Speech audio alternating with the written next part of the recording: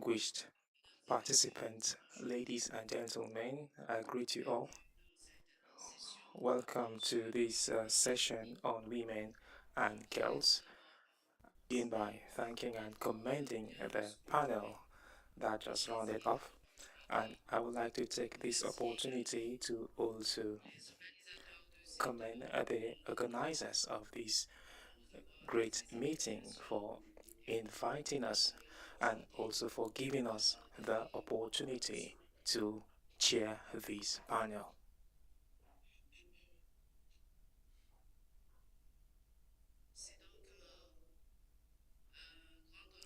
It's a great honor for us, ladies and gentlemen, to moderate this panel that will discuss an issue of paramount and strategic importance for the future of our organization. The theme is Women and Girls in Governance, Peace, Security, and Regional Integration.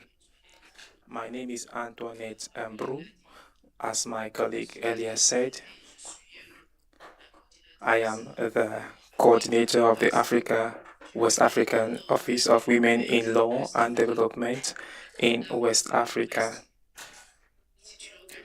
This is a Pan-African organization in charge of promoting the rights of women and gender balance. We've been working for several decades on this already, and for me, it is a huge responsibility I have taken the floor this morning and also being a member of this panel to discuss this issue, working with distinguished panelists that will contribute in this discussion, not only to contribute in this discussion, but also to enrich discussions on the place and role of women and girls in governance, peace, security, and regional integration. Ladies and gentlemen, distinguished guests, today West Africa has over 225,035 million women and girls. This, if you calculate this accounts for almost half of the population of West Africa. And these statistics beyond its demographic coverage.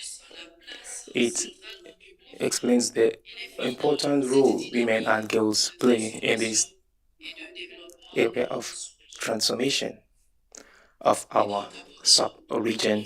For us, reimagining integration in West Africa cannot be conceived without an inclusive approach which acknowledges the value and roles of these women and girls who as full-fledged stakeholders of the governance, consolidation of peace and security in and regional integration.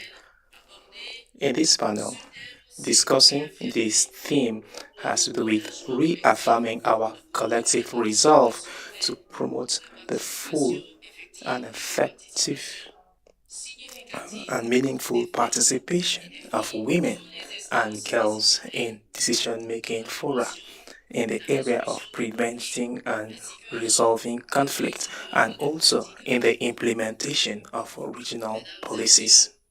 Ladies and gentlemen and participants, we also need to acknowledge the critical role and contribution of women to stability, social cohesion, and the prosperity of our sub-region. Women and girls from West Africa should not only be beneficiaries of public policies, but they also need to be drivers of change.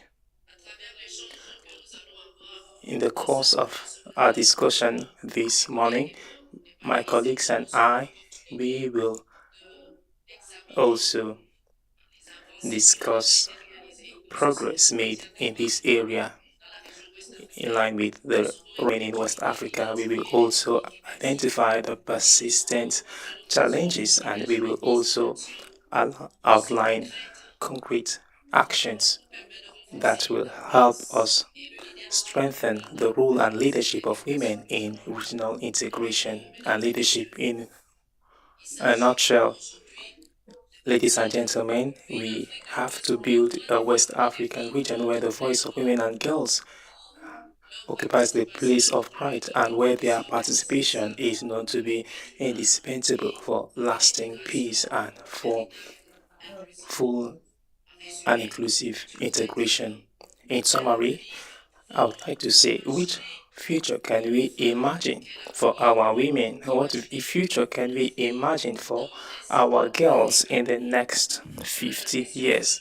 That is the question I'm putting out there.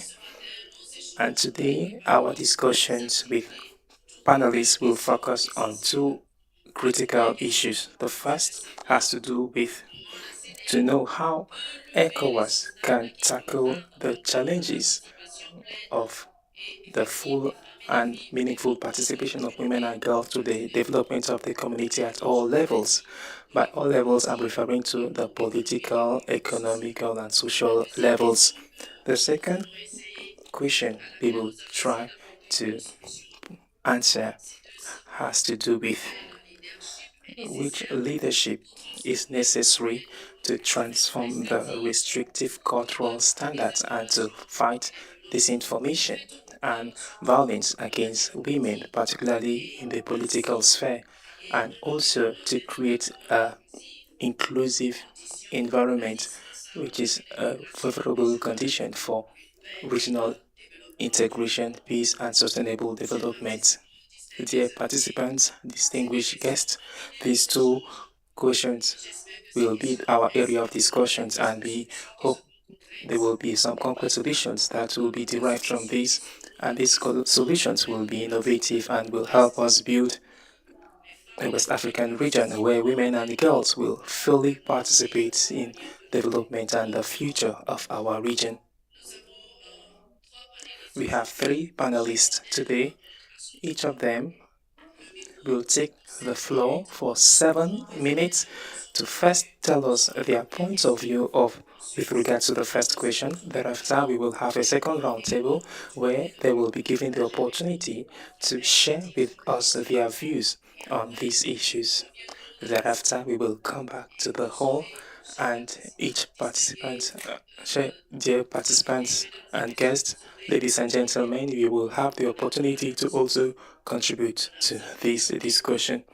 Without any waste of time, I will give the floor to the first speaker, that is my colleague Bernadette French. She is Program Officer in Sierra Leone.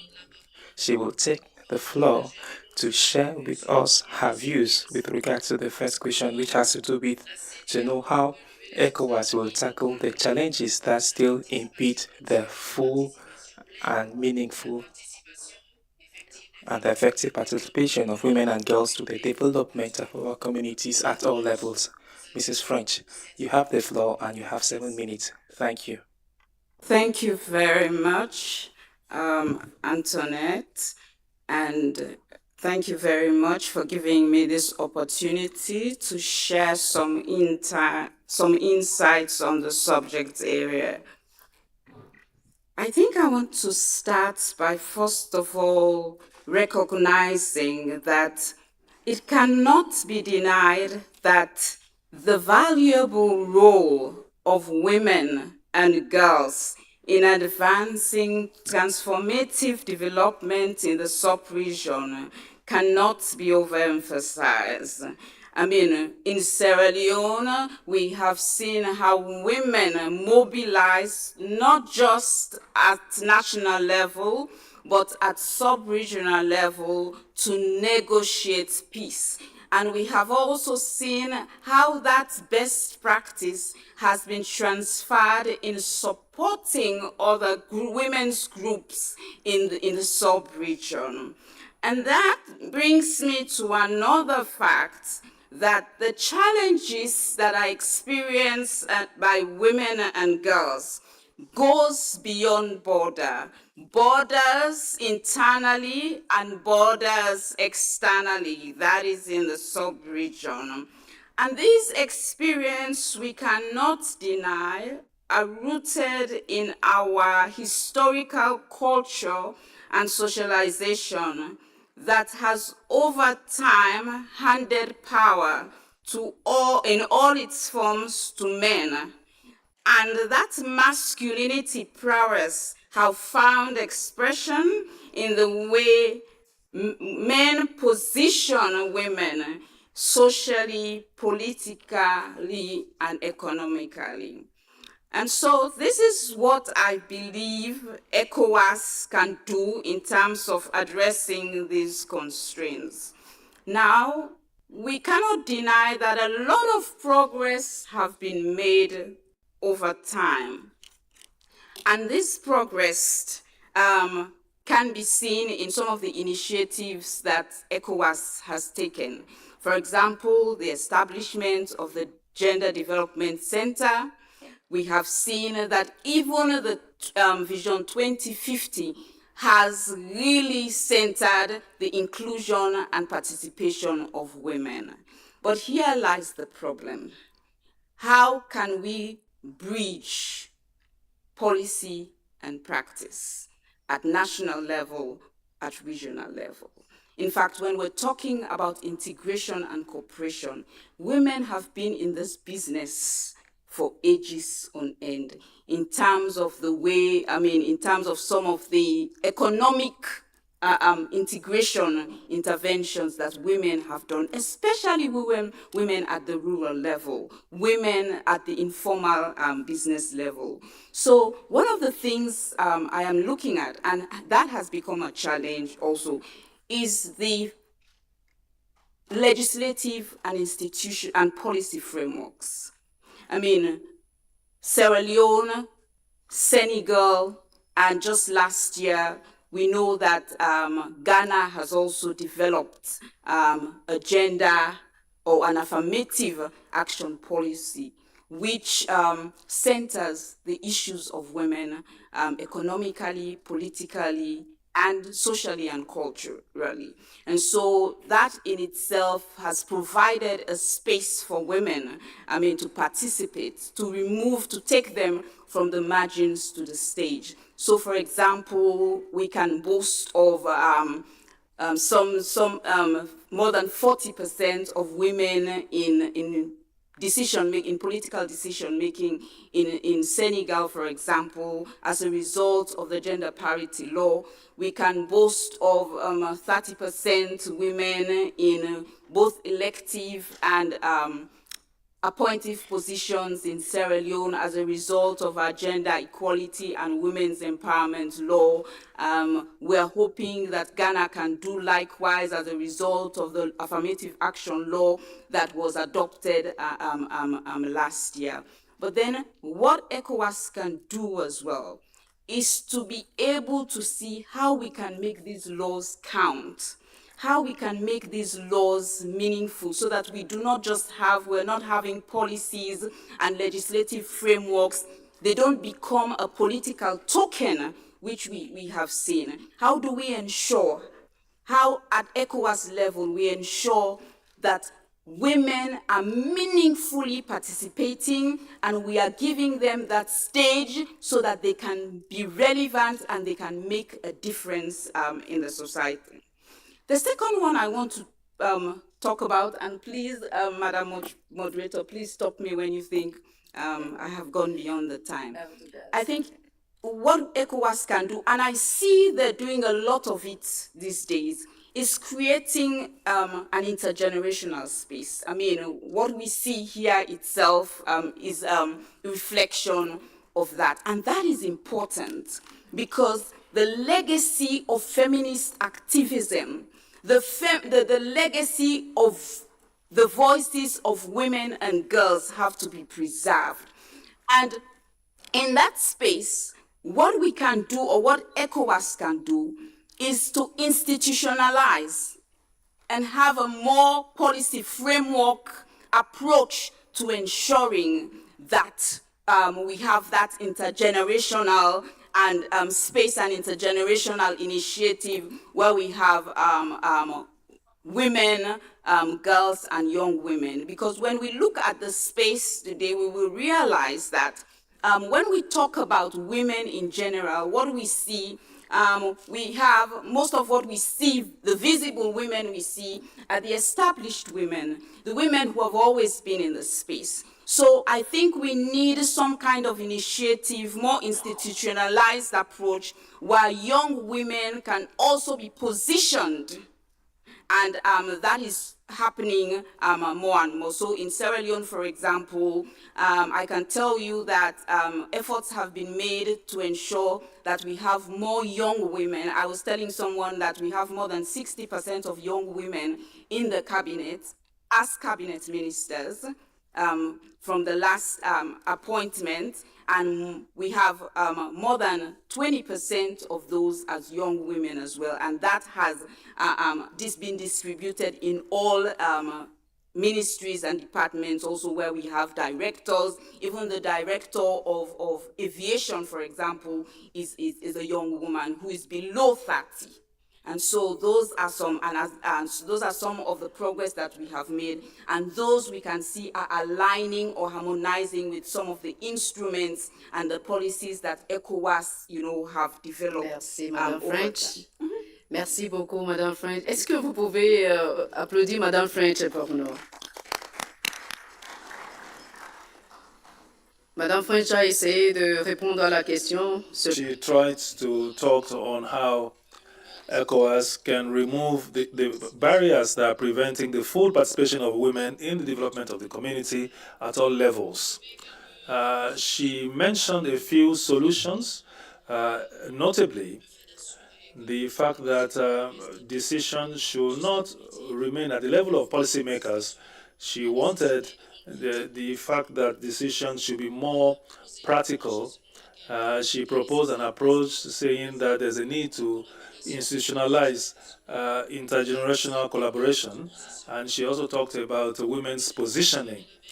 Ladies and gentlemen, she started by sharing what she had contributed in doing in Sierra Leone in terms of the effective and efficient participation of women in Sierra Leone.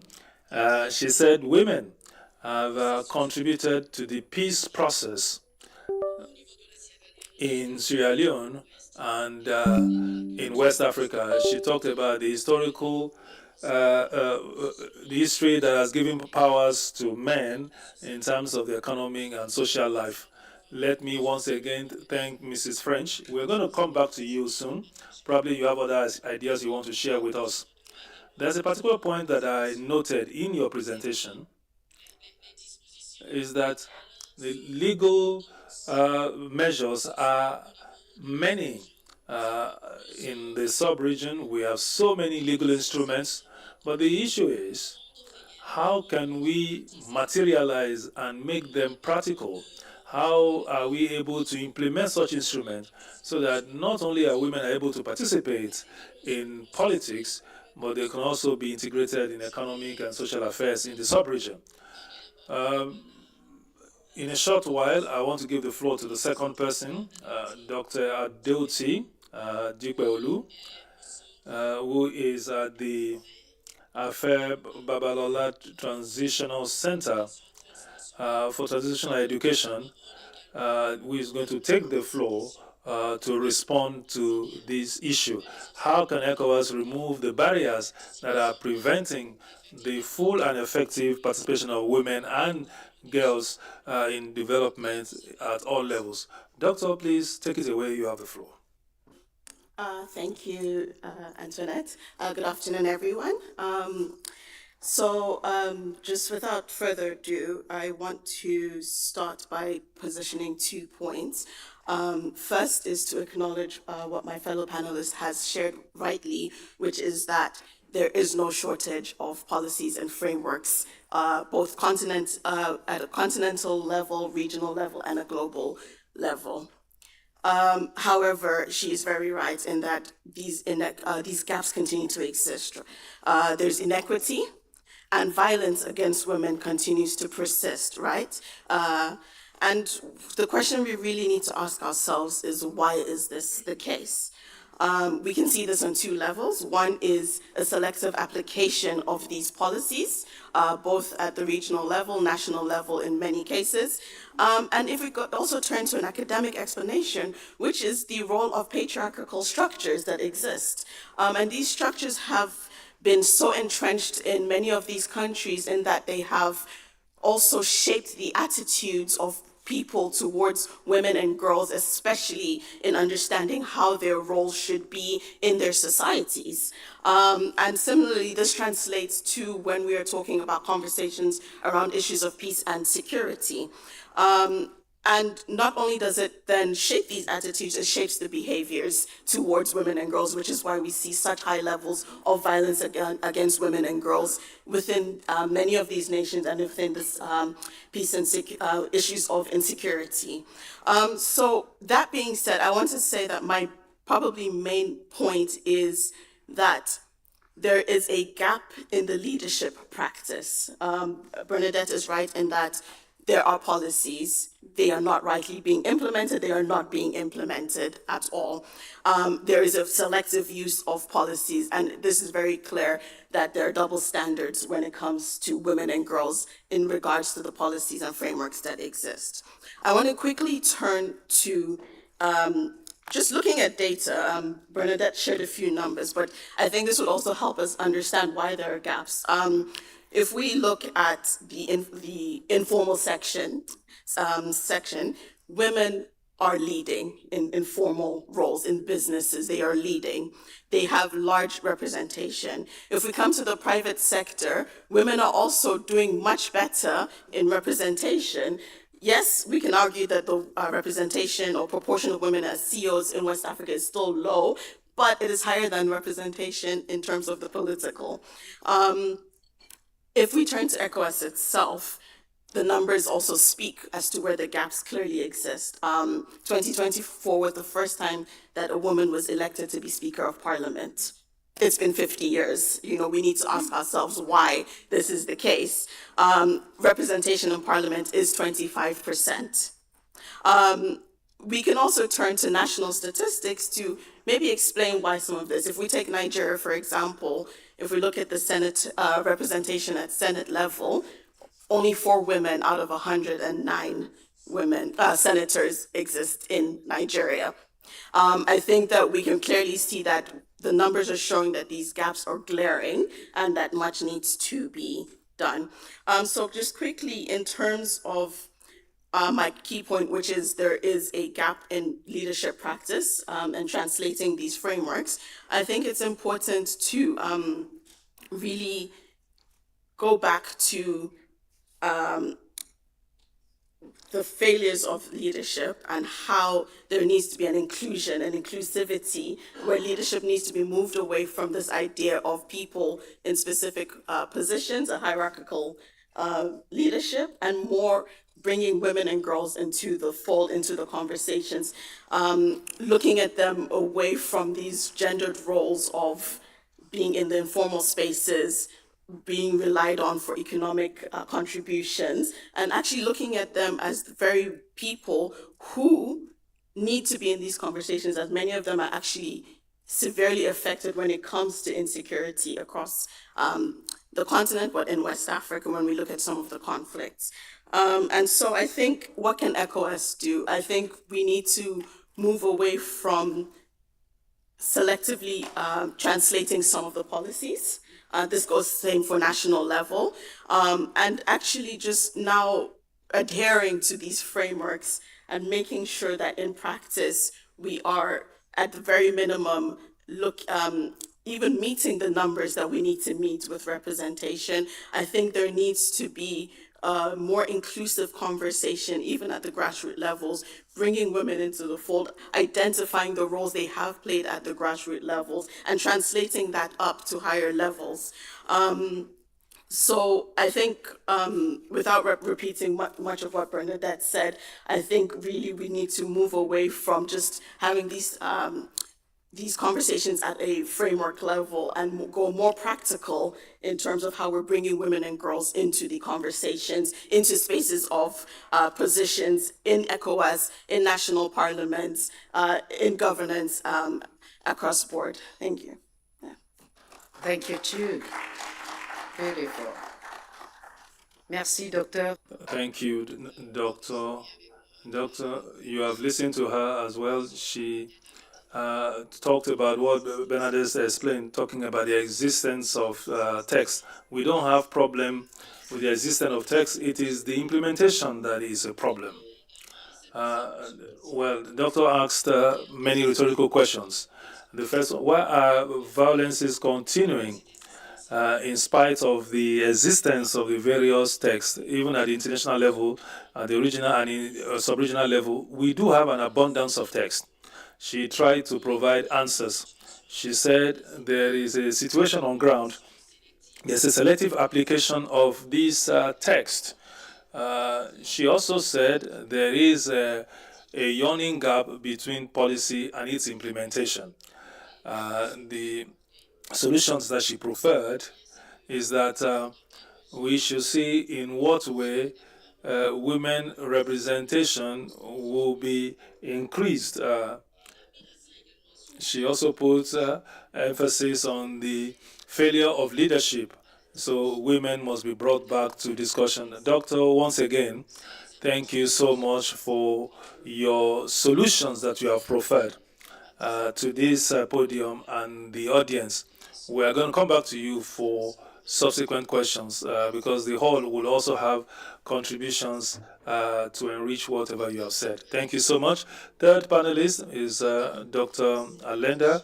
She is a lecturer researcher at the African Leadership Center, King's College London, and she's also urged to take the floor. She will do like the previous panelists. She will respond to the question, which is, how could ECOWAS remove the barriers that are preventing the full participation of women and girls for the development of our community? Doctor, please go ahead. I'm coming after such interesting interventions, just really to complement what the other panelists have highlighted. You know, as my colleague Adiote said, women play a significant role in our region when it comes to their economic participation, but a lot of that participation is limited to the informal sector. And because women are relegated to the informal sector, that also has a significant impact in terms of their economic power. But we must note that the majority of the share of women entrepreneurs in the world are actually African. Most women entrepreneurs in the world are African. That's 25% of all women entrepreneurs. But as Adiote said, they are operating mostly in the informal market. And despite producing over 90% of all food in Africa, we say that women are poor. I think we all recognize in our countries that women are the face of poverty. So how can women who produce food actually be poor? I mean, food is the first and most important produce that we have everywhere in the world, right? And so as we consider that, there are issues that we recognize at a national level when we think of ECOWAS and we think of the impact that the national level has on how we think of the community overall. And we find that, as colleagues have said, the national level politics is fundamentally shaped by questions around cultural norms, and there is a lot of variety in our region.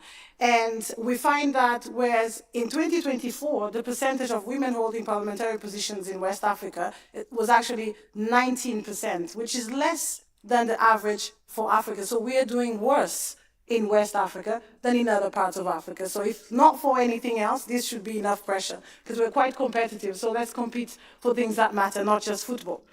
And so this then in turn translates to the figure that Adiote highlighted of only having 25%, which we are celebrating as progress in the context of ECOWAS parliamentary representation.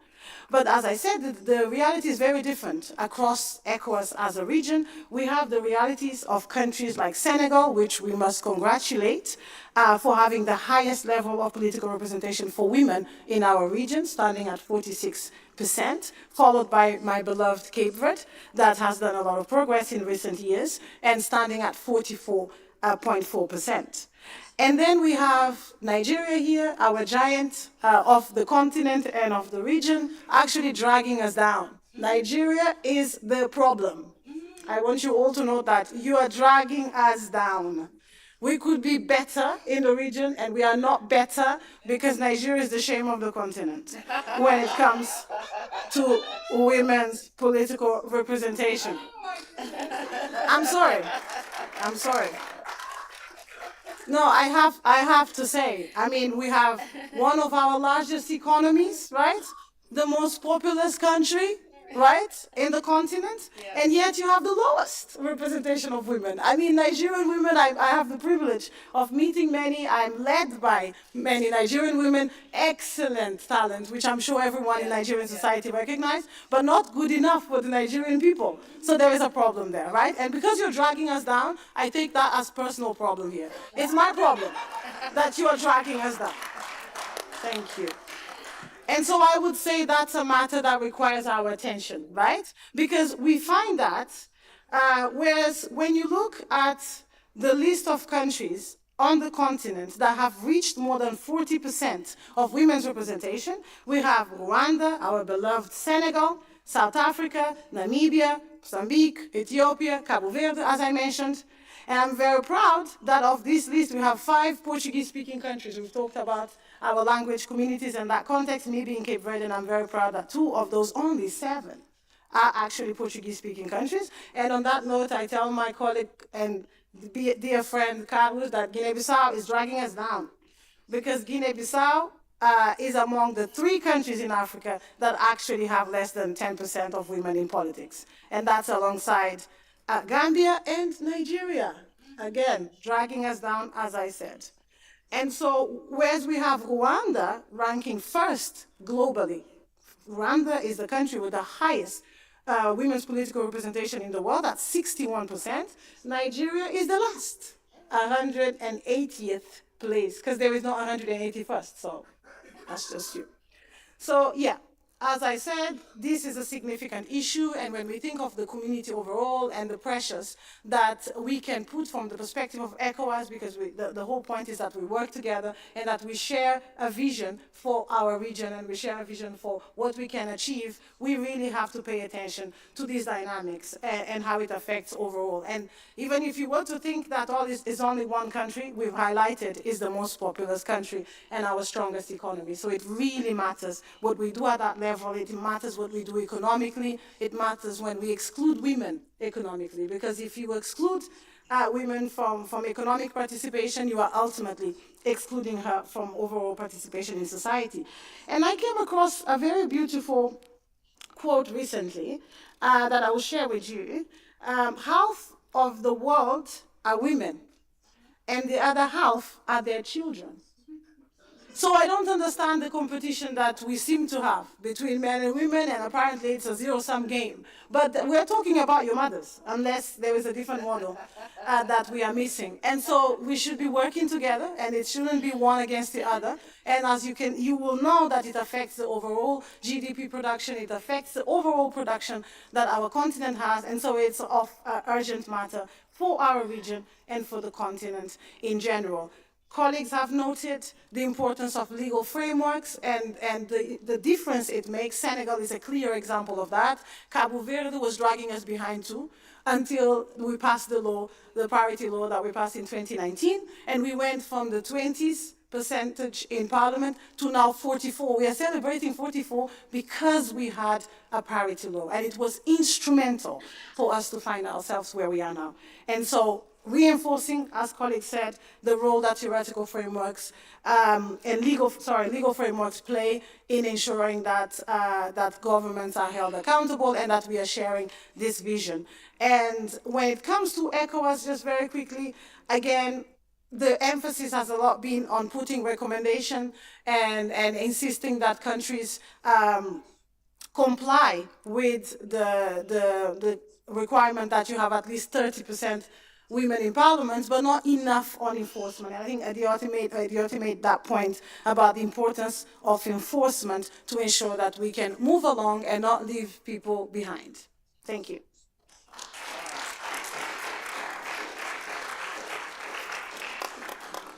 Docteur, merci. Thank you, Doctor. And the Doctor made some statements, some heavy statements, I should say. The first one is that the face of poverty is feminine. I am perfectly in agreement with her, especially with the analysis she made. When you look at women economically, they are relegated to the informal sector. The question is for us to know, how do we get them out of the sector so that they get formalized? We are thinking of the future of our sub-region in the next 50 years.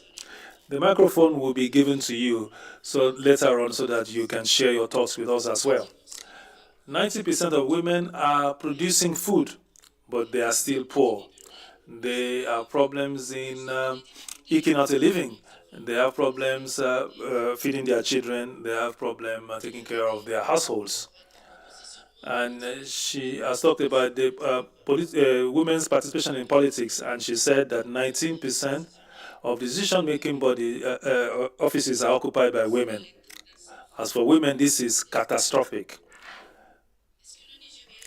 Is Nigeria the problem? Well, I can't tell you that. But I must say that efforts must be made by each of the countries of the sub-region to take up this challenge. Ladies and gentlemen, we have done the first round with the panelists. I must tell you that I'm really edified. I believe you are as well. We're going to give you we'll give them the microphone once again, whereby they are going to talk about the second question, sharing the perspective and their viewpoints on the issue that what is the leadership that is required to change the restrictive cultural norms and to fight against the restrictions about women in politics and to create a very inclusive environment, which is one of the conditions for sustainable peace and development. This time around, I will start with Dr. Adeoti. Doctor, do you want to take the first bite so that you can share your viewpoint with us? After which, I will give the floor to the doctor beside me here, and I'll come to Doctor in the middle later on. Thank you. Coming to the second question around what form of leadership is needed. I'm looking at this question in itself, and as a scholar of leadership theory at the African Leadership Center, I think the answer lies there. Transformational leadership is what is needed to be able to address this issue that we are discussing here today. I think I mentioned earlier that the views or the conceptualization of leadership in themselves are so rigid that they've been relegated to issues of the position and the very hierarchical in terms of how leadership is understood. And I think this is why we see the exclusion of women and girls in particular when it comes to these issues, because again, as I said earlier, they are not actually necessarily seen as leaders in the formal sense because of entrenched patriarchal structures. And so if we are trying to bring them into the fold, we need to be looking at a leadership that is more inclusive, which is more transformational for these women and girls, and in turn, the society at large. And so I think that when we are also conceptualizing leadership as people, we also need to move away from how we understand leadership. I think it's also important to also go back to, I think what my fellow panelists have shared is moving away from also seeing women's roles informally and moving them to the formal section, moving them to the points where they actually need to be intervening, where they need to be sitting. And so I think that simply leadership, transformational leadership, is key to addressing the exclusion of women and girls. And I think if I want to harp on one specific point, is going back to the fact that our national, regional, and continental organizations need to start from within and address the gaps in their own efforts to bring women into the fold, and this will equally translate down to the grassroots with time. Thank you.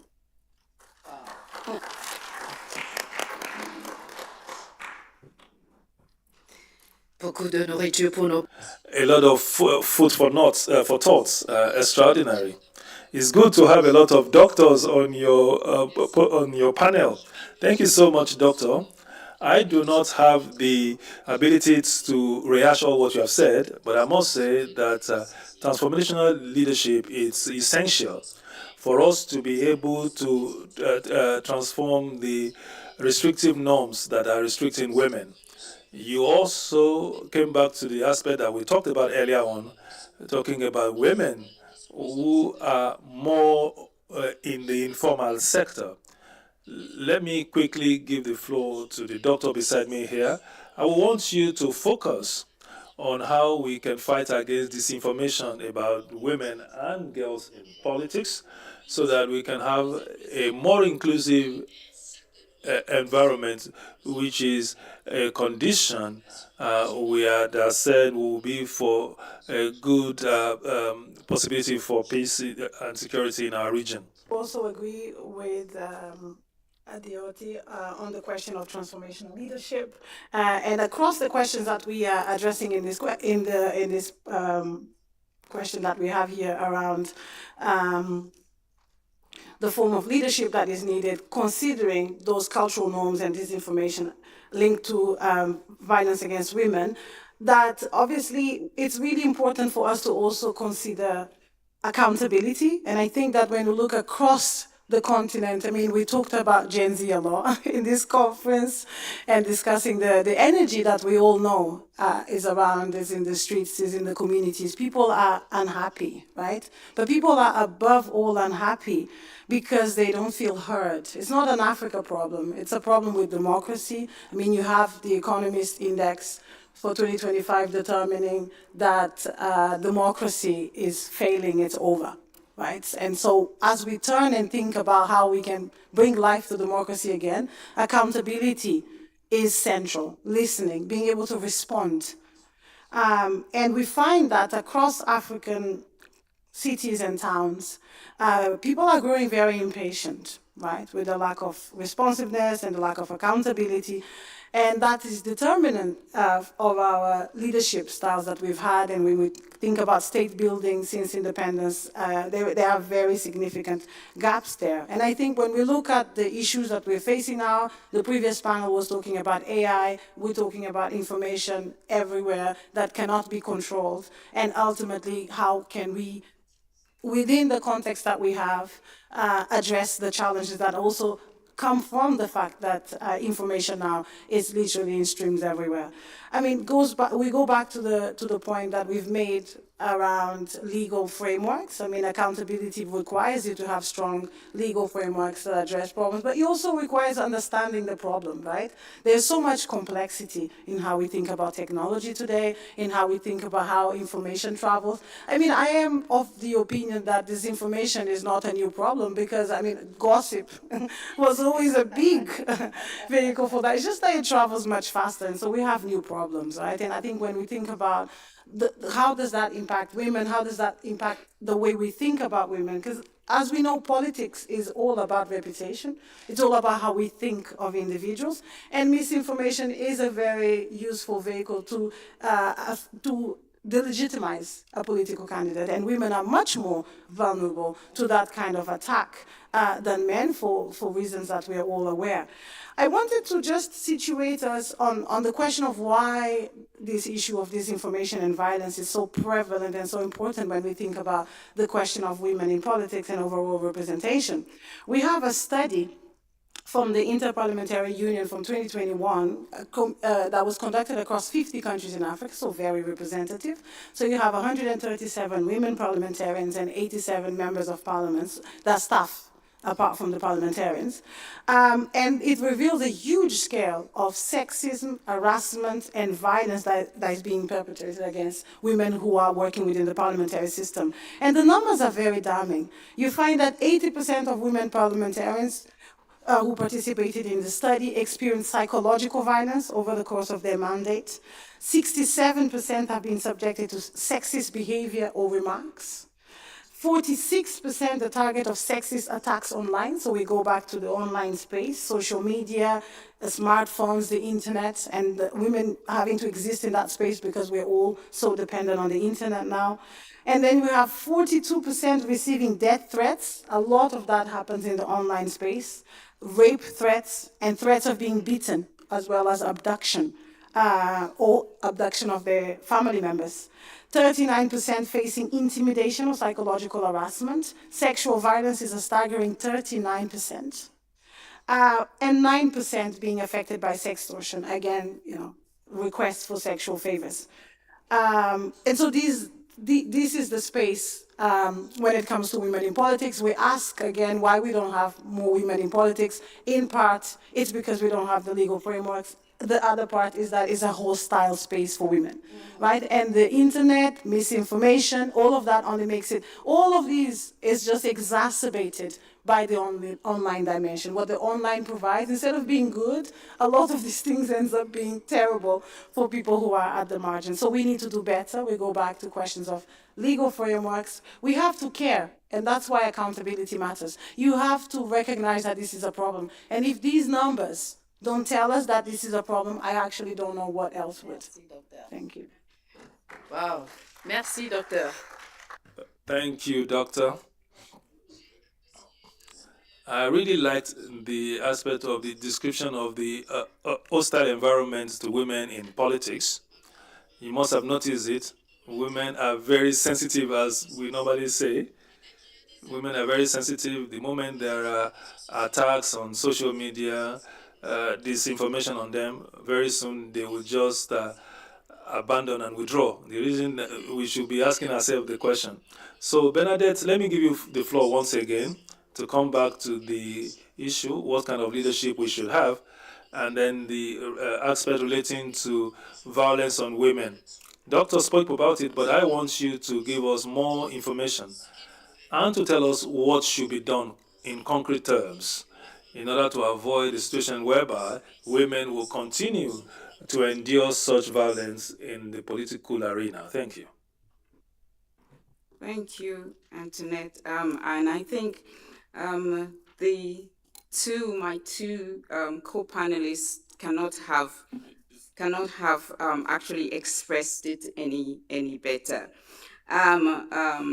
Doc talked about transformational leadership, and I would like to add to that to talk about ethical leadership, a leadership that does and puts into action what they preach. Most of the time, we see a leadership that does not even believe in some of the things that they put forward. So we were looking at a leadership where the leaders actually in themselves have cultivated and imbibed the principles of gender equality. And they themselves can practice that, and not just practice it in public, but even in the silent space, in their homes, in their communities, in the way they bring up their children, because that is where the whole issue of gender and of respect for women's inclusion starts. And so within that ethical leadership space, we're envisioning a leadership that is premised on a governance structure that prioritizes the very principles of democracy and of justice, of transparency, of inclusive participation, and of respect for human rights that is so beautifully enshrined in a lot of our legal frameworks and our policy.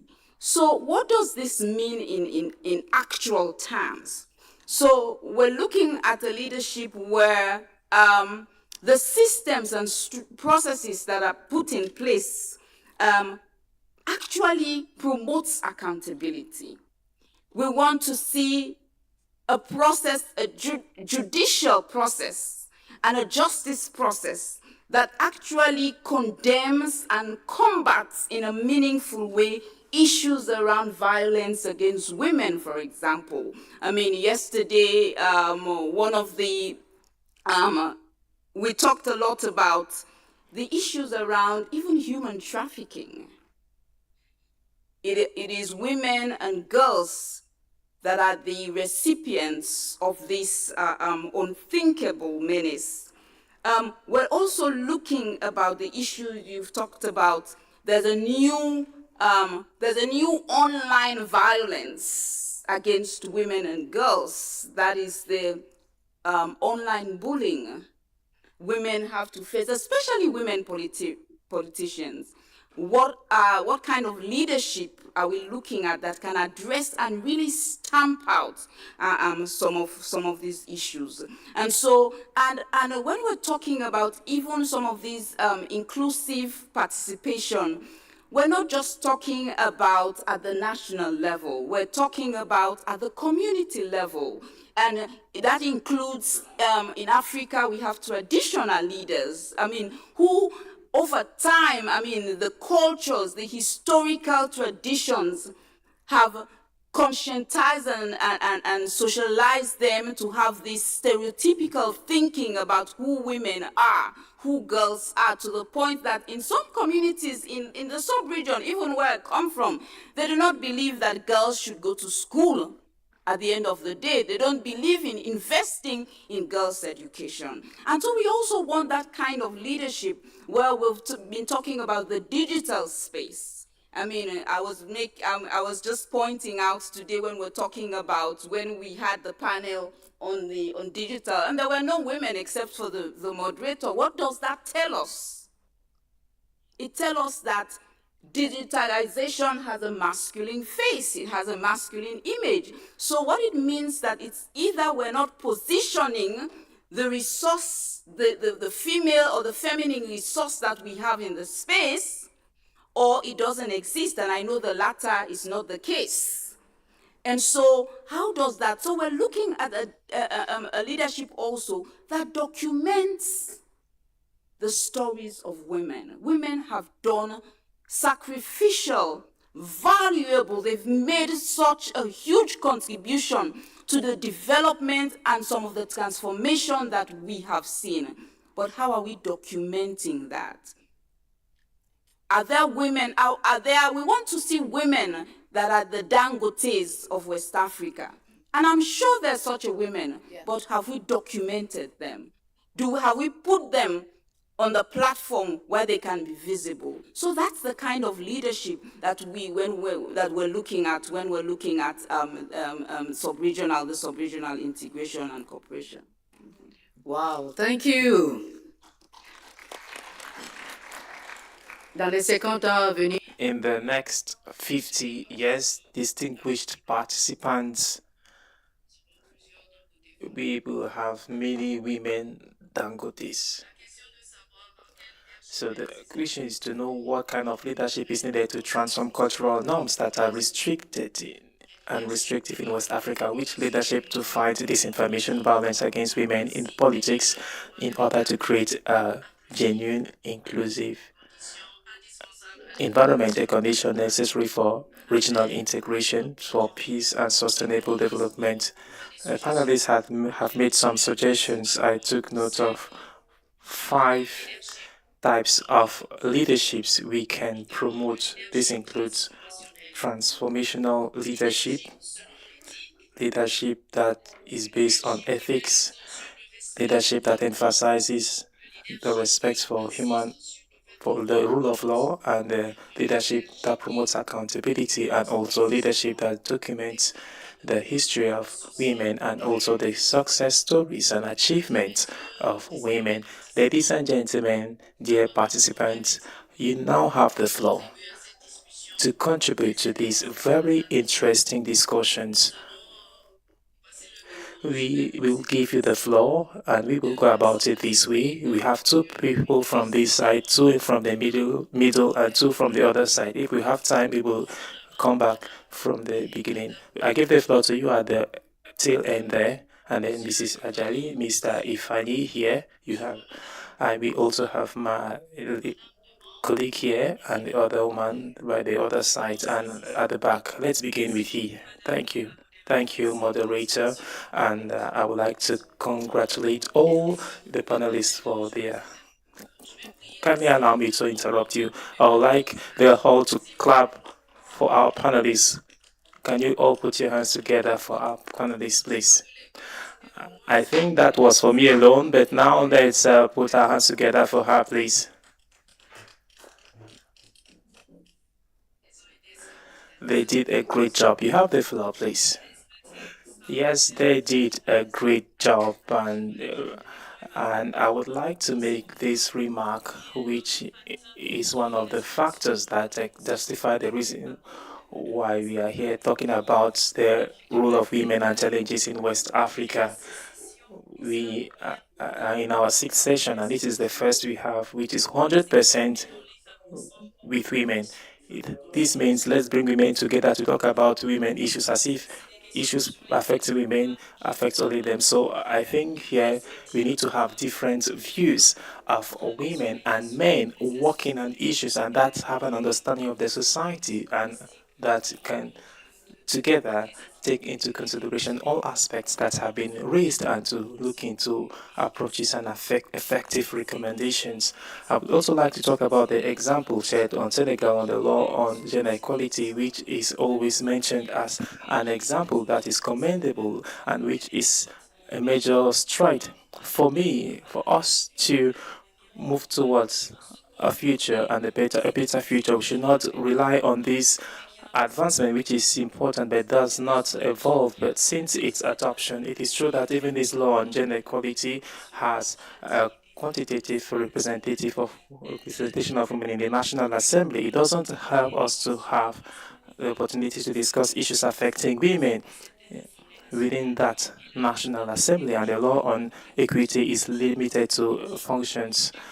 Today in Senegal, we have a government that comprises just 4 women out of 30 or 35 ministers. This shows that there is a stagnation and also shows that this underrepresentation does not reflect the commitment and will of having these women that occupy these decision-making positions that are very important and that will express the voice and consent of women to fully play that role. Just one last point, if you will allow me. We talk more about of women and girls, but for me, for us to have these women that will be the stakeholders and to promote the image of our organization, we need to start from the grassroots, and it is girls. We need to prevent unwanted pregnancy, early marriages, in order to help our girls to go to school. Today in Africa, we've observed that we have many girls in the primary school and very few in the secondary level and not at all at the university. So we need to start from the grassroots and ensure that at the end of the day, we have women that can bring on board all these concerns. Thank you. Thank you. I agree with you. I was expecting to see a man among us here, and I have just 4 beautiful women. I fully agree with you. I will now give the floor to Dr. Ajayi for his contribution or question. You have the floor, sir.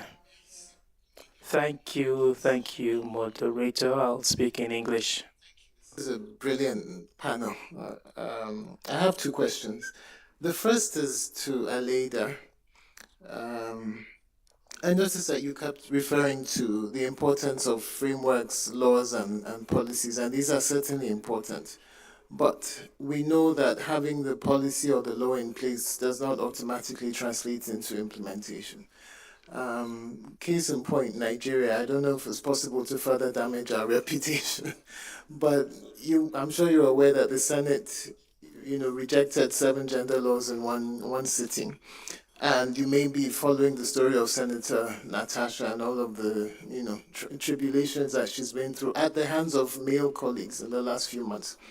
So my question to you is, beyond having those frameworks in place in the countries that you've cited that are good examples, what other factors or what other steps were instrumental in helping to get those to achieve the progress that they did in the ways that they did? My second question is, we are at multiple crossroads, right? We're approaching the anniversary of Women, Peace and Security. We're also in this opportune moment where we're reflecting on ECOWAS at 50 and what we want the next 50 years to look like. But we're doing these reflections in a very particular context. Globally, there is an attack on positive or progressive gender norms. And specifically, I want to make reference to the anti-gender movement. So my question to all of you is, what would you say needs to be done differently? We've always had certain challenges, but now it's very specific, it's very targeted. The movement is growing. The same way we are preaching gender equality, some people are preaching the reversal. And there are institutions, religious bodies, etc., that are fueling that movement and that sentiment. So what needs to be done differently in order to sustain the gains, but also to take us beyond? Thank you. Thank you, Doctor. I will now give the floor to Infai. So much. Thank you for the speakers. It was quite very good presentations. I think I'll first of all acknowledge that a lot has been achieved already in terms of normative frameworks, policies around women, peace and security. From the 1325, from strategic levels, of course, we've seen many of the countries, ECOWAS member states as well, adopting national action plans. Some are already in second generation and third generation national action plans, speaking on the operational component. But I think that Benedette raised one key important thing that we need to take into consideration, looking at the next 50 years, and also moving in the next 25 years of 1325, as far as we are celebrating 1325 this year. And that is the utilizing what already exists and how are we going to be applying that. I know that the Continental Resource Framework exists, and ECOWAS has also adopted that Continental Resource Framework as well. And if you look at that framework, there are a lot of indicators that speak to what we're already discussing today. We've talked about participation, but again, we know that there's a gap, even as we are collecting data and documenting what level of participation are we talking about. Most of the time, when you search, you find that a lot of the data that you have on participation, stop at the much more national level, track one. There seems not to be more in-depth data at the community level. Participation also exists at the community level, but we do not seem to have some level of facility or mechanism to be able to capture that, so that it helps us appreciate more what else needs to be done. And then again, most of the things I've heard, we find GBV, we talked about VAW, but if you look at prevention, where some of the challenges we face, the cultural norms, some of those underlying subtle issues that we always talk about, it doesn't materialize, it doesn't come out in the surface as per se, but it requires us to further interrogate what we need to do within the preventive space to ensure that other pillars are also working. And which is why I think that the CRF is very important. So in conclusion, I think that for us to move forward in terms of reflection and posing that we need to also find a way to utilize, document the various pillars using the CRF, but more especially also looking at how do we translate that into a digital space that women can utilize, and it could also link all the various structures that are already being designed and formed at various levels in our region. Merci beaucoup. Thank you so much. Yes, you have the floor. Thank you very much, moderator. And in addition to some of the recommendations by the panel about legal framework, some transformative or ethical leadership, I cannot resist, or I couldn't resist adding this strategy, even though it almost made me to be thrown out of a meeting, a women meeting of executive. And I think somebody pointed it out. We as women advocates, or we as women trying to get changes, we're talking about it in ECOWAS, we need to change strategy. We cannot lock ourselves in rooms. Look at the panel, it's only women. We need to take seriously the advances or the heroes. We need to really recruit or get men to be interested in women issues. Because look at boardrooms, look at even the policy space that you're talking about. We have been talking about women for a very long time. If you don't have a partner, and you don't have somebody who is sitting at a decision-making, who can add value, who can take your issues forward, we can sit as women and lock ourselves in rooms. At least we have made progress. Women are not speaking as victims anymore. We've made a lot of progress. But I'm thinking that in addition to all those things that you have mentioned, we need as women to change strategy. And that gave birth to, in the African Union, we had he for she, for instance, celebrating men who are interested in women issues, who are promoting women issues.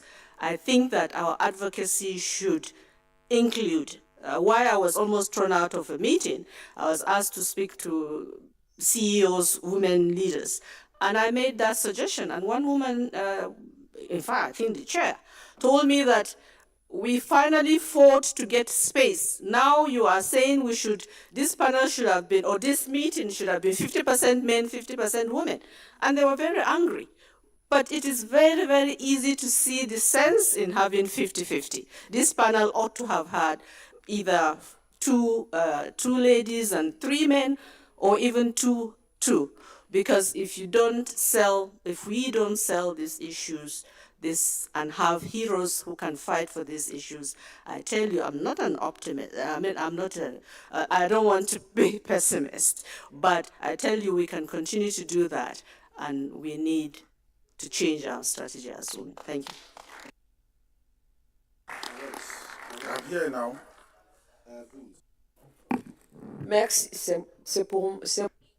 Thank you. Should I proceed, or better still, do you want to take the floor? Who will take the floor? Okay, you go ahead. Thank you so much. Thank you, all panelists. I fully agree with the Ambassador Adiza, who just took the floor. You know, issues relating to women, as women, we feel like we have been repeating ourselves for a very long time. It is true that we've made some progress, but we have to come out of this shallow vision.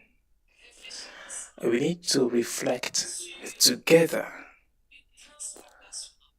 on a deep transformation. You talked about a transformational leadership, and if women accept to take leadership roles, and if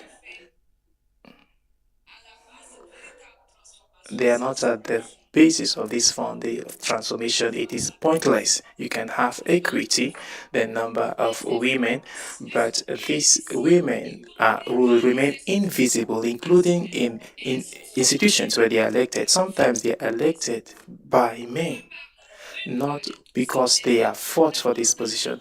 Men tend to take up this fight of women to get more power, and we are trying to emphasize more everywhere in Africa in the development of political coalitions, for example. Political coalitions do not work for women because they don't occupy political positions generally, and political coalitions rather strengthen the leadership of men. That's the first fact. Secondly, since that women have been talking about of access to decision-making position and access to resources, but they forget the fact that what we need to expect has to do with the modernization of African institutions and to the transformation of African institutions and the fight we've been having since the political equity. We've forgotten them, and it is this fight is society like in Senegal. It is true we have equity, but I've not seen so many conservatism in the Senegalese society. We do not bring up major issues relating to farming. We do not take care of children. We bring children to this world and we abandon them. There is this issue that has to do with consumption, etc. So all things that have to rationalize our societies and help us to advance. We do not talk about them. We only focus on access to decision-making positions and etc. We cannot have a revolution if we do not cover the society as such. I'm rounding off. I will be done soon. So, in my opinion, leadership requires responsibility in the society. I will end by saying this. When we look at the situation in Africa where women have access, in Liberia we have Ellen Johnson that was president. In Rwanda we have a lot of women in institutions. In South Africa the same thing. These are countries that came out of wars and genocide and etc. The issue we have with African women is from particularly our sub-region. We need a leadership that will become a natural leadership that is respected by men and women, and leadership that can take on board the need for change and transformation. We count a lot on women, but with the condition that they have a mental change and to change and accept sacrifice for change in our society and not to be there to repeat the same thing we've been doing for a long time. Thank you. Thank you so much. I will now give the floor to my colleague here and to my male colleague the other side. You can come back to the table. Thank you. The chairperson. I just want us to address our minds to the issue. Excusez-moi, madame. Sorry, ma. Sorry. I think I rather give the floor to this person. Thank you. Merci beaucoup. Thank you. My name is Awoyat. You have just 1 minute. I would just like to speak to the first question that has to do with how ECOWAS can participate in women integration or women mainstream. We are used to saying that when we inculcate good values to someone, you need to show the example. So at this point, is ECOWAS walking the talk? I can see the picture of the chair of the commission. We have been appointing presidents of the commission. When will heads of state trust women in this position? I give the floor to my colleague here. Yeah, you have the floor. Okay. Thank you very much. I actually also was thinking along the last speaker that the first body that should be accused of exclusion is actually ECOWAS. In 50 years, ECOWAS has not produced a female executive secretary. I also look at the ECOWAS parliament. Out of 115, only 21 are women. So that is 18%. And ECOWAS Act says 30%. So ECOWAS is even unable to meet its own standard, right? So we should move that the next executive of ECOWAS should be a woman, right? So secondly, there's been much emphasis on affirmative action. And I think we have to move beyond that to gender quota law, because affirmative action is more or less advisory, while gender quota is a little bit mandatory. I agree that this should be fought within the state, but ECOWAS should support because there are so many groups advocating for gender quota. So ECOWAS should be a supporting force for gender quota law. It's much stronger than affirmative action. Thank you very much. Merci beaucoup. Je vais Thank you so much. I will now give the floor to my sister here. You have the floor, and then I'll call back to my other colleague. I would like to check from the organizers. Are we still left with some minutes to give the floor to participants before we come back? 5 minutes. All right. You have the floor.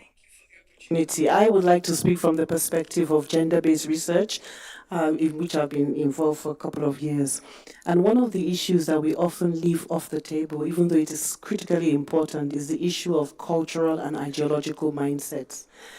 If we talk about transformational leadership, it has to begin with a psychological transformation. In the Nigerian context, we've done research on the profiling, the psychological profiling of your average male leader. And one of the things that has come out is the profound fear that is attached to the notion of women empowerment. And it is because of an understanding of power and leadership as a zero-sum game, in which if I have power, then you don't. And if we are sharing power, then it has something profoundly to do with my identity as a man. Masculinity is often bound up in the notion of leadership, is bound up in the notion of being in charge and in control, a command and control style of leadership. And this is often what we are battling with and which we hardly address in terms of policy, legislation, or even institutions. So what I'm trying to advocate here is the need for non-threatening gender dialogue spaces in which men and women can come together and actually dialogue about these issues. What are you afraid of about women's leadership? And why this is important is because, for example, in Rwanda, I just came back from Kigali yesterday. And one of the things that came out was that even though the women in Rwanda have made such an advancement, they hold the highest position in the world in female representation, political representation, yet gender-based violence, violence against women and girls in particular, is on the rise. Why is that? It is because men feel as if they are losing a sense of their masculine identity and power. And we are not yet addressing that kind of understanding about what power is, what leadership is, and what it does to the psyche of male and female. How can we therefore come up with a different notion of power as power sharing, power from within, power to an enabling power? I think when we begin to have these kind of dialogues between men and women, men among themselves and women among themselves, we will now produce a cultural revolution, an ideological revolution that favors both men and women being in leadership for the development of society. Merci, madame. Je suis vraiment désolée. I'm sorry.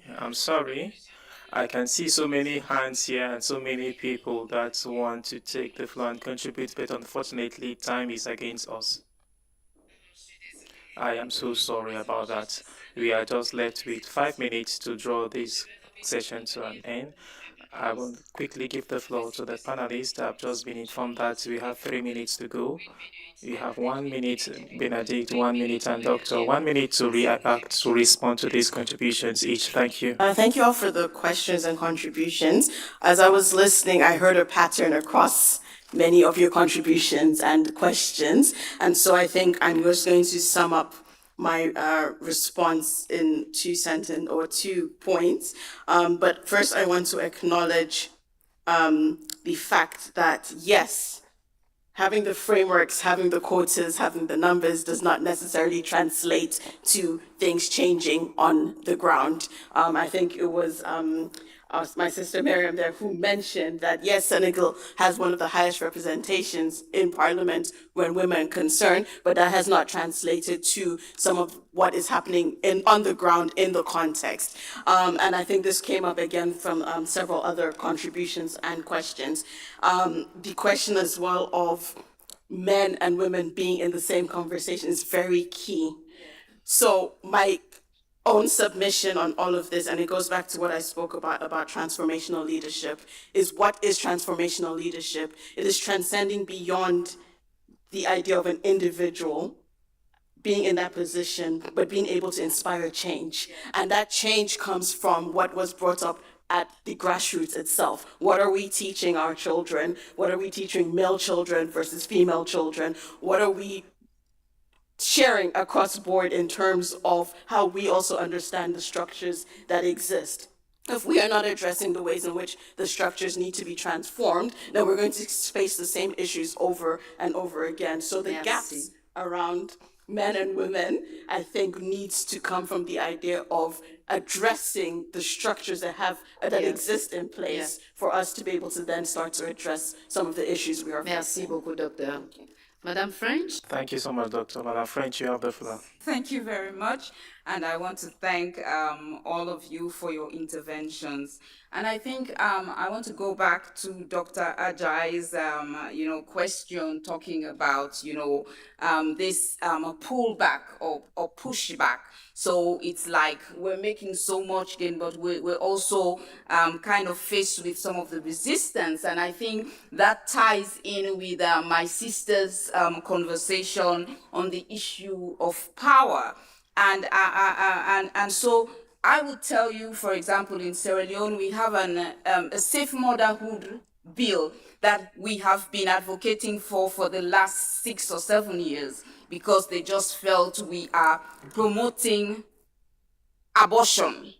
The men just feel, or religious leaders just feel, we're trying to promote abortion. So that brings me to the fact that, it's not a them versus us situation. It's not about male and as against female. I think there's issue that we have to imbibe a culture of collaboration, of cooperation. And again, I agree with you, Doctor, when you talk about going back to the roots, catching them young. We have to kind of cultivate initiatives that address the fundamental issues of negative masculinities. I think if we do that, we will find a way. Thank you, Madam French. Doctor, you have the floor. Thank you. For 1 minute. Thank you for your questions. A minute is tight, as you all know, so I'll just address 2 points as well. So I think we need to do better in terms of bringing men to the table. I think there's an issue in terms of how the feminist movement developed over the years. I think at the beginning it made sense, the emphasis on women, creating spaces for women, but we need to move forward in terms of that. And I think, every time I have a chance to tell men, I remind them that the global life expectancy for men is 10 years less than women. So patriarchy is not good for you. You're dying and we are staying. So you need to get your act together. I never ever miss a chance of reminding men of that. So you're not doing us a favor. I don't believe in women's issues. I believe in societal issues. It's not good for you. So join us. And another thing I will say, I really value the point about girls, and I think it's very important that we consider, of course, because they are much more vulnerable. We all recognize the recent issue in Gambia. We're trying to reverse the ban on FGM and the impact that has on our girls, and similarly just the context of the post-pandemic recovery and recognizing that those pandemic restrictions played a significant role in reversing a lot of the gains we had around child marriage, around FGM. So a lot of work to be done, and we must not forget our girls. Thank you. Merci. Thank you. Ladies and gentlemen, you will agree with us that the discussions were very rich, and all the contributions that have enlighten us on not only the challenges in the West African region, but we also had the opportunity to suggest solutions to strengthen the participation of women and girls at all levels, be it at the political, economical, or social levels. The panelists recalled an important point. The inclusion of women and girls, it's not a matter of equity. It is a prerequisite for regional integration, for lasting peace, and for an inclusive development. I would like you to join your voice and to thank them appropriately. Thank you so much.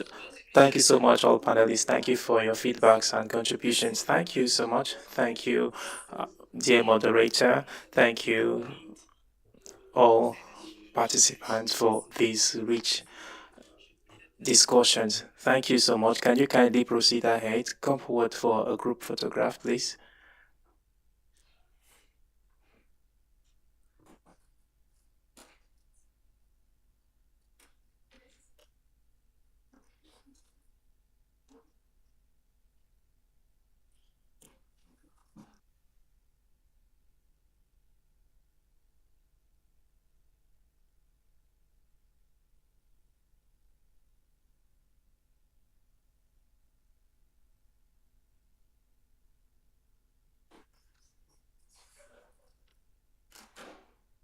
Je vous prie de les applaudir à nouveau. Can you put your hands together for them, please?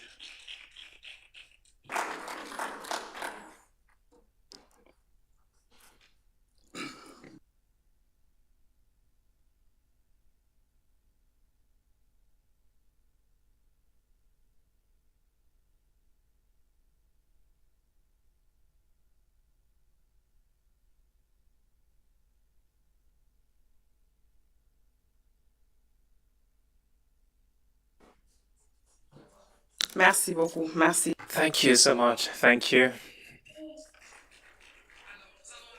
So right away we will take a lunch break. The same place we went to yesterday. We will be resuming at 2:30. Thank you all. Enjoy your meal.